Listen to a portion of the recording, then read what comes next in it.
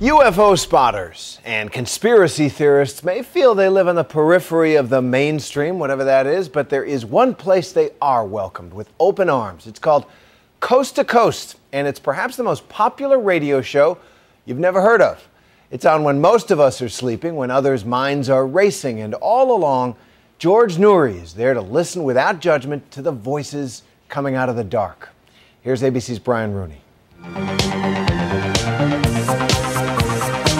From the City of Angels off the Pacific Ocean, good morning, good evening, wherever you may be across the nation, around the world. It's the middle of the night, and a listener has called in to say that an infestation of deadly Brazilian wandering spiders is taking over the city of Seattle.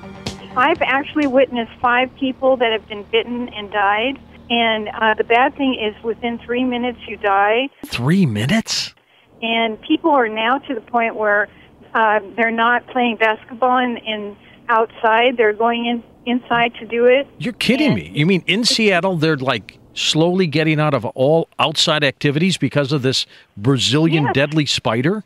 Yes, and that's why I'm called.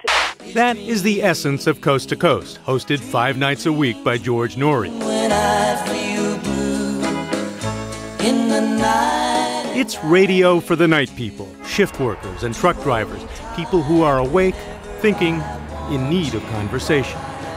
2 months after he died, I saw him, and I go, Dad, is that you? Barack Obama. I've never trusted the man.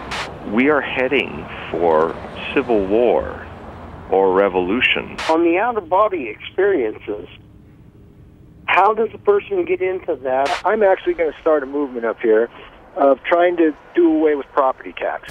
We'll get a Barack Obama call. We'll get a truck driver who's ticked off about something. It runs the gamut. Noory is the sympathetic ear for guests and callers who talk about everything from the political to the paranormal. It is, he says, a show about mystery. The search for Bigfoot, the question about UFOs, crop formations, are they real? I mean, we look at all of them. We go next to Joan in Anchorage, Alaska, west of the Rockies. Hey, Joan, welcome to the show. I was just wanting to say about the economy. If we would pull the gold and silver out of the ground, we could back up our money with that. Where are we going to find all that? It's all over the place. It's under the ground. Show me. Let's go one weekend and you point out all the gold and we'll start digging. He says it's like sitting around a campfire roasting marshmallows. You got Bigfoot, you have paranormal activity, you have UFOs, maybe government conspiracies or world government. Is there a thread that runs through that? I think the thread is the big picture. Are we being manipulated by a shadow government? Are we being the puppets to the puppet masters? We'll have open lines for you. Here are the numbers. Noory has been the host for 7 years now. He took over after the departure of the popular Art Bell, who made it primarily a show about UFOs and extraterrestrial life. I deal with the strange, the unusual, the paranormal. Some time ago I started listening. I'm a talk radio listener. I don't just do it, I listen. Now, with Noory as host, the show goes out to 525 radio stations.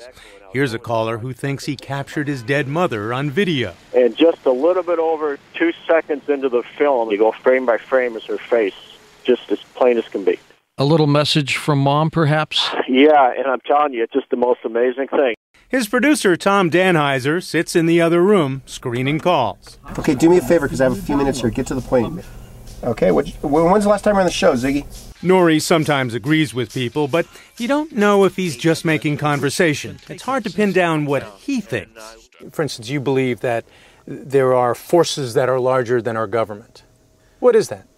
I don't name names, but there are people out there that you can imagine. Do you have names? Yeah, I have a few. But I don't reveal them on the air. Bigfoot, real or imagined? I would guess there's something that they're saying. Alien abduction, does it really happen? Millions of people across this planet are testifying that strange things are happening to them. The global financial meltdown. Awful. Done on purpose. By whom? Again, these higher-ups. There is a push, it's my belief, that we are being pushed into a one-world government. He rarely challenges a guest. They can say anything outrageous, improbable, or impossible, and he listens. This is a small man. He is supposed to be of the leprechaun persuasion. Are they mystical? Are they magical? Yes. They were supposed to have knowledge. A man was describing that he was an expert on gnomes and leprechauns. And pretty much your basic question was, oh, really, what do they look like? You're not going to have me as the host put him down or go after him and crush him. As I could do if I was doing a daytime talk show, for example. But for instance, on the Leprechaun Man, why not ask, well, really, what proof do you have? Well, the proof was what he said. He saw them himself. If I were to describe the thread that runs through almost all your topics, it is forces beyond our control. And also forces that we just don't understand yet at this time. So does that make those things real or part of our imagination? Or maybe both. Noory says he's seen 2 UFOs himself, not definitely from outer space, but... So you would say, at the least most likely, it was not of Earth? I would say what I saw had the potential of being not from Earth. Very possible. It's all up for discussion. Swine flu, made up by the drug companies? The federal bailout? Maybe a conspiracy? Out-of-body experience? People say it happens. But I think we owe it to ourselves as people to question the bigger picture. Because if we don't, if we take everything at face value, I think we're all in a lot of trouble. But until then, the unknown, the inexplicable, and the unlikely fill the airwaves of the night. You're a wealth of information. Okay, we'll push it even harder. Rockets being designed to take them there. That is, if President Barack Obama gets his way. That's got to be one of the creepy ones. This is Brian Rooney for Nightline in Los Angeles.